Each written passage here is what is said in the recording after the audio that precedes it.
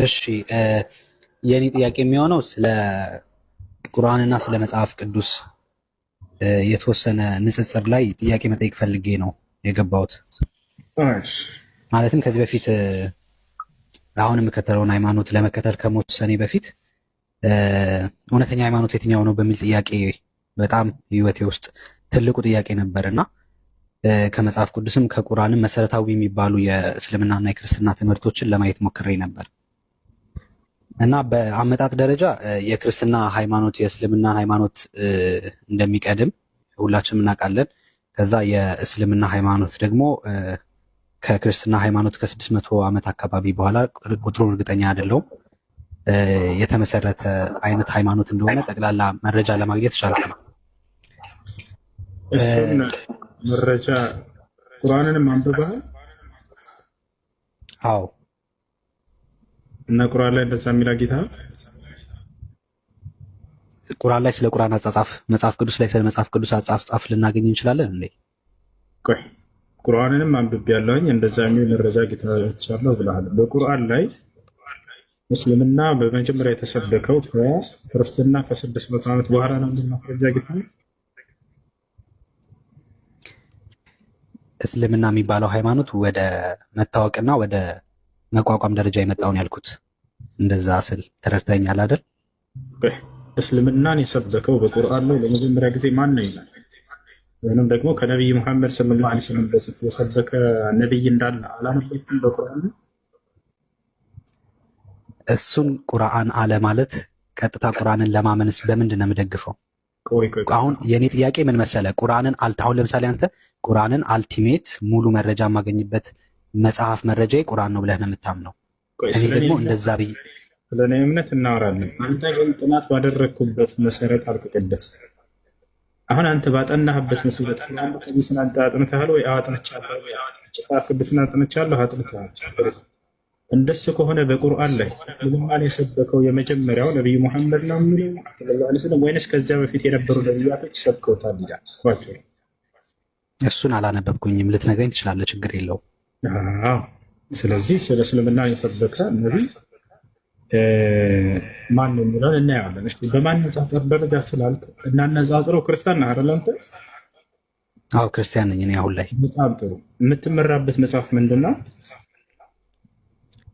የ66ቱ የአማርኛ መጽሐፍ ቅዱስ። በጣም ጥሩ። ስለዚህ ሙስሊሞች የሚመሩበት መጽሐፍ ደግሞ ምንድን ነው? ቁርአን። በጣም ጥሩ።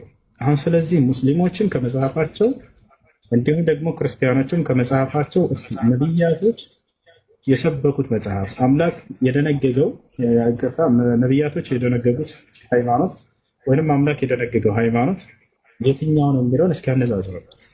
ወይንስ እኛን እናነጻጽረው? እኔም አንተም በጋራ አሁን ጥያቄ ገብቶህ ነው በመሀል ላይ አቋርጠኸኝ ይሄንን ሀሳብ ያነሳኸው ወይስ ለምንድን ነው ያቋረጥከኝ? የኔ ጥያቄ አንደርስታንድ ሳታደርግ ሙሉ ለሙሉ ለምን ነው ታቋርጠኝ የፈለከው? የተሳሳተ ነገር ስለተናገርክ ነበር። እሱንም አረምኩ። ቁርአን ከ600 ዓመት በኋላ ከክርስትና ከ600 ዓመት በኋላ የተቋቋመ ወይም የተመሰረተ የሚለው ሀሳብ ማለት ነው። ክርስትና የሚባል ሃይማኖት አለ እዚህ ዓለም ላይ ከይቅርታ ጋር።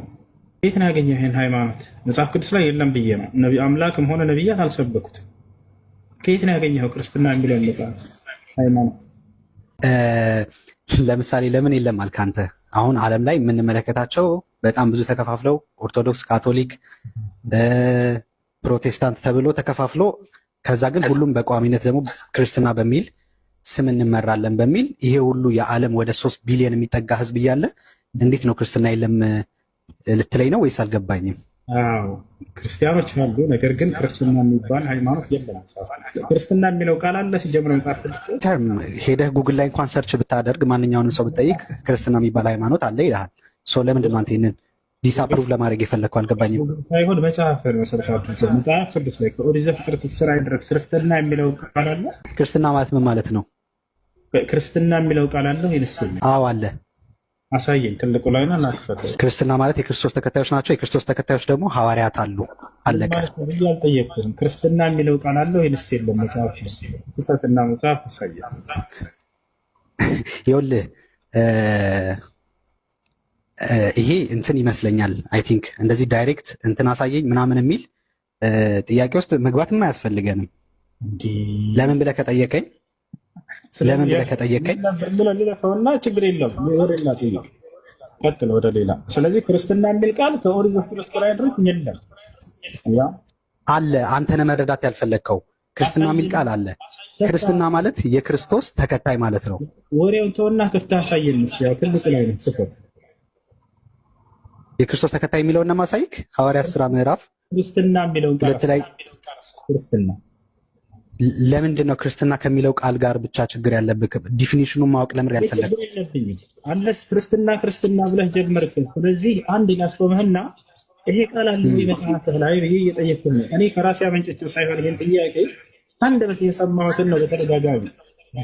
የቃሉን ትርጉም ለምሳሌ አሳየን። ክርስትና የለም የቃሉን ትርጉም እነማሳይክ እኔ። አንተ ግን የቃሉን ትርጉም ማወቅ አልፈልግም፣ ስሙን ነው ማወቅ እንፈልገው አልክ። ይሄ ደግሞ ዳዝንት ጊቭ ሴንስ።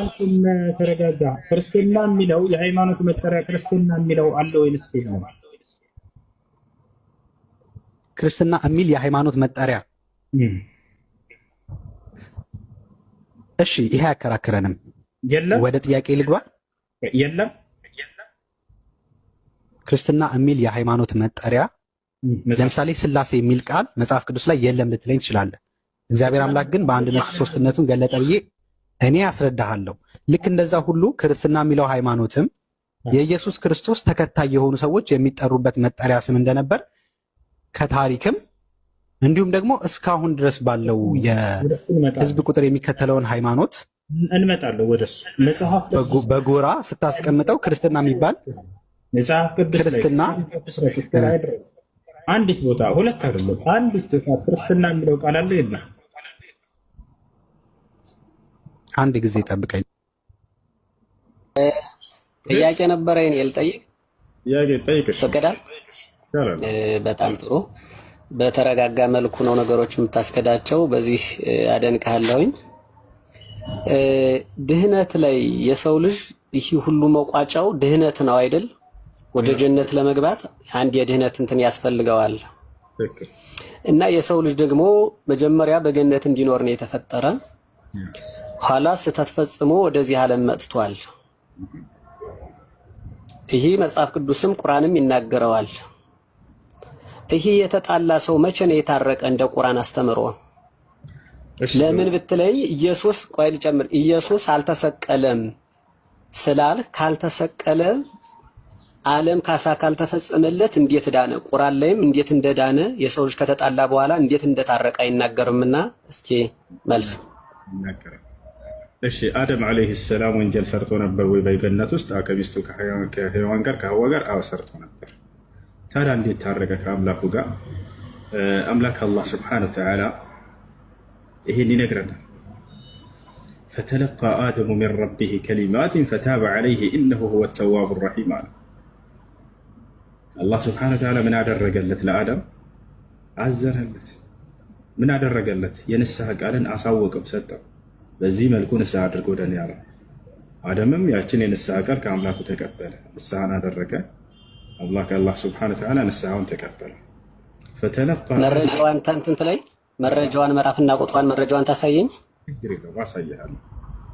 እሺ የቱ ጋር እናገኛለን? እዚህ ጋር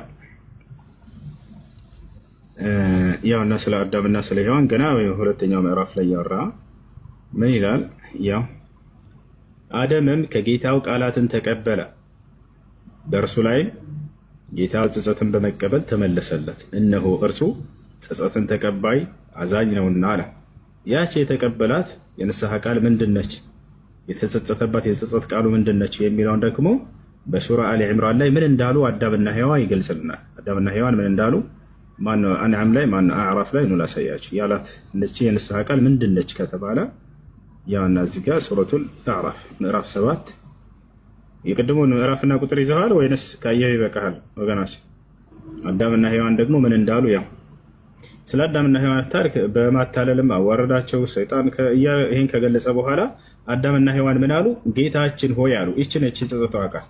ጌታችን ሆይ ነፍሶቻችንን በደልን፣ ለእኛ ባትምር ባታዝንልንም በእርግጥ ከከሳሪዎች እንሆናለን አሉ። ይሄ ነው የንስሐው ቃል የሰጣቸው። ይህን ቃል በማለት አላህ ሱብሓነሁ ወተዓላ ንስሐቸውን ተቀበላቸው። ቅድም እንዳለው ፈታበ ዐለይህ ጸጸቱንም ተቀበልኩት እንዳለው ይህን የንስሐ የጸጸት ቃል ተናግረው አላህ ሱብሓነሁ ወተዓላ ምህረት አድርጎላቸዋል። እነሱ መጸጸታቸውን ይነግረናል እንጂ ይቅር ማለቱን አይነግረንም። እንደ ይቅር አሁን ይሄ እነሱ ልቅሶ ነው። በትክክል በየጊዜው አልቅሰዋል፣ በየጊዜው አልቅሰዋል። ጸጸቱን ተቀበልኩት አለ። ወደ እኔ ጸጸት ያደረገን ደግሞ እምረዋለሁ ብሎ ቃል ገብቷል። ላሳይህ፣ ወደ እኔ ንስሐ ያደረገን ጸጸት ያደረገን እምርለታለሁ እያለ የተናገረበትን ላሳየህ፣ ችግር የለም። ቁጥር 35 እና 36 እኮ ስናነብ መውረዳቸውን ነው እንጂ መመለሳቸውን አይናገርም። በመውደቃቸው እርግጥ ነው አልቅሰዋል፣ እርግጥ ነው አልቅሰዋል። መመለሳቸውን ግን አይናገርም። እንደተመለሱ የሚናገርበት አላሳያለሁ፣ ችግር የለም። አብሽር፣ ተመልሰዋል። የመጀመሪያው ላይ አለ። ሌላም ልጨምርልህ። ሱረቱ ጣሃ ላይ ላሳየህ። ሱረቱ ጣሃ ላይ አላህ ሱብሓነሁ ወተዓላ ንስሐ እንዳደረገ አዳምን አላሳየህም እና ንስሐውን አላህ ሱብሓነሁ ወተዓላ መመለሱንም ተቀበልኩ። ቅድም እያሳየው ነበር። ሌላ ልጨምርልህ። ይኸውና ሰይጣንም ወደ እነርሱ ጎትጉቶ አደም ሆይ በመዘውተሪያቱ እያለ ካናገረ በኋላ ከእርሷም በሉ እያለ ይናገራል። መጨረሻ ላይ ከዚያም ጌታው መረጠው፣ ከእርሱም ጸጸቱን ተቀበለውም መራውም ይላል። ያ አላህ ሱብሓነሁ ወተዓላ አሁን እኮ ወደ ገነት እንዴት ነው የሚገቡ? እሱማ እኮ እንደወደቁ አልቅሰዋል። ይሄ ሁሉም መጽሐፍ ቅዱስን ቁርአን የሚናገረው ነው። በዚህ ምክንያት ተመለሱ። እየጨረስን አሁን ወደ ገነት እንሄዳለን። ደግሞ ያ ጸጸቱን ተቀብሎታል። እሱን እኮ አልካድሁም። እንዴት ነው ወደ ገነት የገቡ? አዳም ተጸጸተ፣ አለቀሰ። በጣም ጥሩ። አሁን ደግሞ በቃ ወደ ገነት እንዴት ገቡ የሚለው ደግሞ ጥያቄ ልመልስልህ። ከኔ ጋር ነህ? ሄሎ፣ ወርቅ እያበራብኝ ነው እንጂ ቀይ አንተ ጋር ነኝ፣ ግን ቀይ ያበራ። አሽር፣ ችግር የለውም። አሁን ወደ ገነት የሚለው ደግሞ ምንድነው? አምላክ አላህ ሱብሓነሁ ወተዓላ አልጀነቱ ላ የድኹሉሃ ኢላ ነፍስ ሙስሊማ የሚል ቃል በነብዩ ሰለላሁ ዐለይሂ ወሰለም በኩል ገብቷል።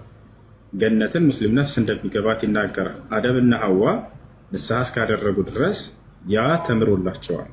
አላህ ምን ይላል? ወደ እኔ ንስሐ ያደረገ ባሪያዬን እምሬለታለሁ እያለ ቃል ገብቷል። ስለዚህ እነዚህ ሰዎች ወዴት ናቸው እንዲመለሱት ከተባለ አላህ ቃል በገባው ብዙ ቦታ ላይ በቁርአንም ላይ በሐዲስም ላይ ያለ በእኔ ላመኑ ሙስሊም ሰዎች ጀነትን አስገባቸዋለሁ ብሎ ቃል ገብቷል። ታዲያ ከሞት ወዲያው እንደሞት ወዴት ሄዱ ከተባለ አደምና ሐዋ ወደ ገነት። ነቢያችን ሰለላሁ ዐለይሂ ወሰለም አርዋሑል ሙእሚኒነ ፊል ጀና አሉ፣ የሙስሊሞች ነፍስ በገነት ነች ብለው ተናገሩ። አደምና ሐዋ ደግሞ በዚች ነች ኃጢአታቸው፣ እችንም ንስሐ አድርገዋል። ንስሐቸውንም አላህ እንደተቀበላቸው ገልጿል። ስለዚህ ወደ ገነት ተመላሾች ናቸው። ይህን ይመስላል።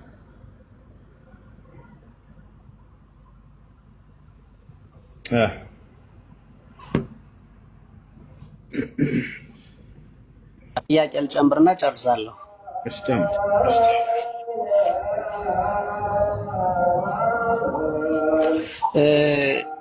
ነቢዩ ሙሐመድ ሌላ አምላክ አታጋሩ ብለው በቁርአን አስተምረዋል። ግን ይቺ ካዕባ እስካሁን መኖሯ ምንድን ነው?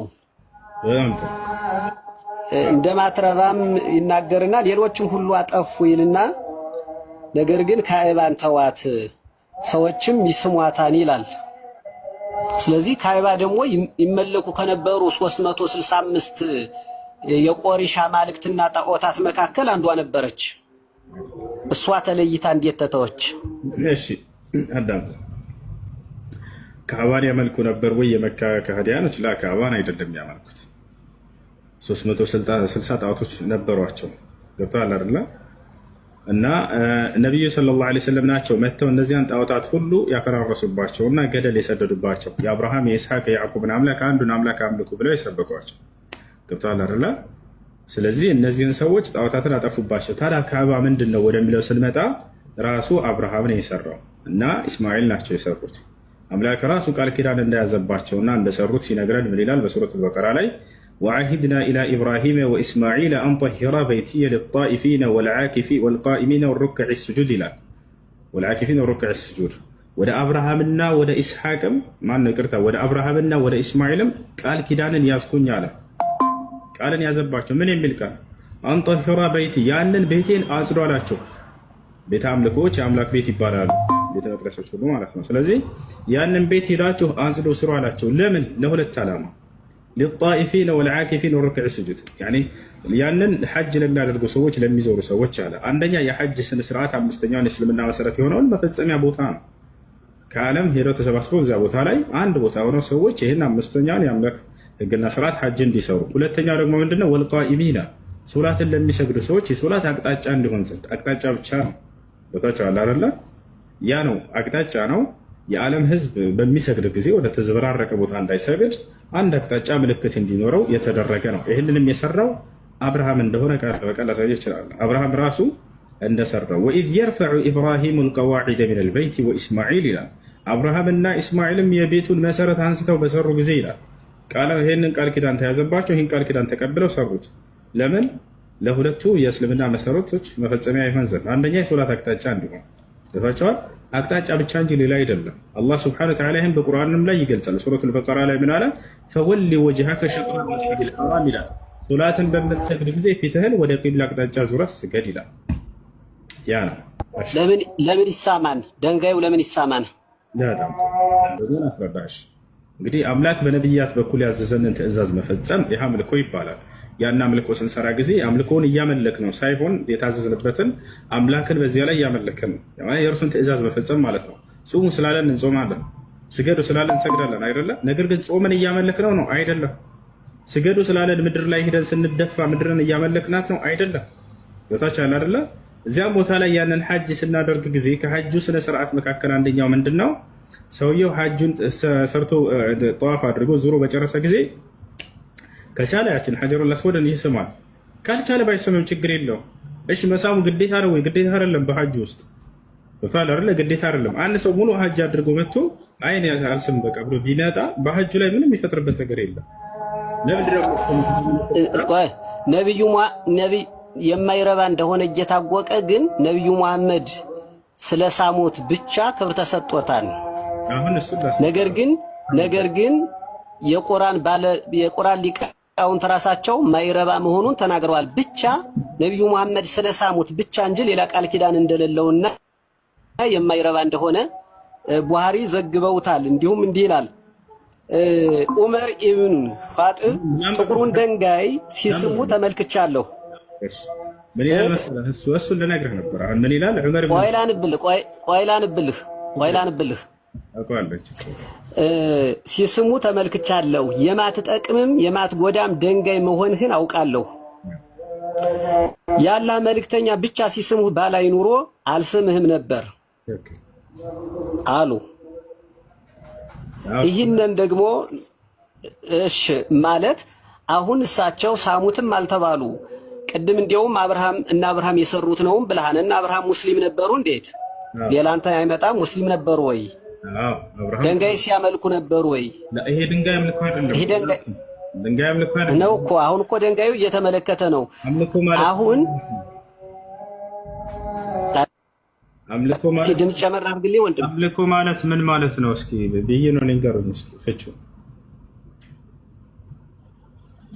አምልኮ ማለት አምላክን ስታመልክ ከፊት የምታደርገው የተቀደሰ ነገር ነው። እንደሱ ከሆነ ስለዚህ ያን ነገር ሄዶ ከሳመው ሰውየው ወይንም ደግሞ ወደዚያ አቅጣጫ ዞሮ ከሰገደ ያን ነገር አመለከው ማለት ነው። አዎ የሆነ ነገር አለው እኮ። አሁን ወደ ሰሜን ለመዞራችሁ የሙስሊሙ ማህበረሰብ ምዕመን ወደ አረብ እኮ ዞሮ ለመስገዱ አንድ ምክንያት አለ። ስለዚህ ወደዚያ ዞሮ ከሰገደ አመለከው ማለት ነው። አንድ ምክንያት አለው። ዝም ብለን ነው ልትለኝ አሁን ደንጋው ለመሳሙ ዝም ብለን ነው ልትለኝ አችልም። ስለዚህ ለማይረባ የሆነ እየታወቀ እሳቸው ስለሳሙት ብቻ መሰገዱና ክብር መሰጠቱ ምንድነው? በዚያውስ ላይ ጣዖት ሰፍሮበት የነበረውን ለምን እሳቸውስ እንዲቀጥል ፈቀዱ? በጣም ጥሩ። ስለዚህ አሁን ምንድነው አንደኛ ግልጽ የሆነ ስለመተዋቸውና ስለመሳማቸው የተጻፈ ነገር እንትን ስለ ቃል ኪዳን ስለመገባቱ ስለ ድንጋዩ ያለ ነገር የለም። ግን ለምን ትልቅ ቦታ ተሰጥቶት ነው? ይኸውልህ ገናች አዳምጠኛ እያዳመጥከኝ አንደኛ ቃል ኪዳን ይዞባቸዋል ወይ እንዲሰሩ? አዎ እያልኩ ነው። አብርሃምንና ኢስሐቅ እስማኤልን አላህ ቃል በቃል ይሄንን ካዕባን ስሩ ብሎ አዟቸዋል። አንደኛ እሱ ነው። ላሳየ ከፈለክ እንደሰሩትም ተገልጿል። አንደኛ እሱ ነው። ሁለተኛ ዓላማው ምንድነው ከተባለ አሳየኝ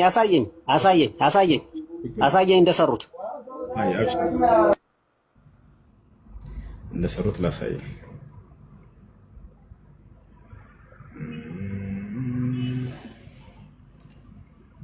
እሺ ልጆች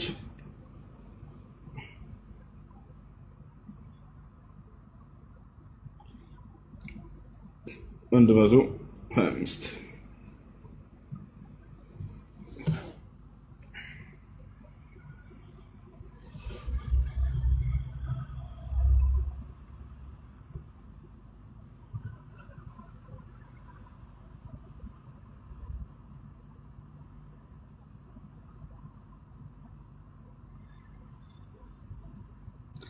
እሺ ያው እነዚህ ጋር ተመልከት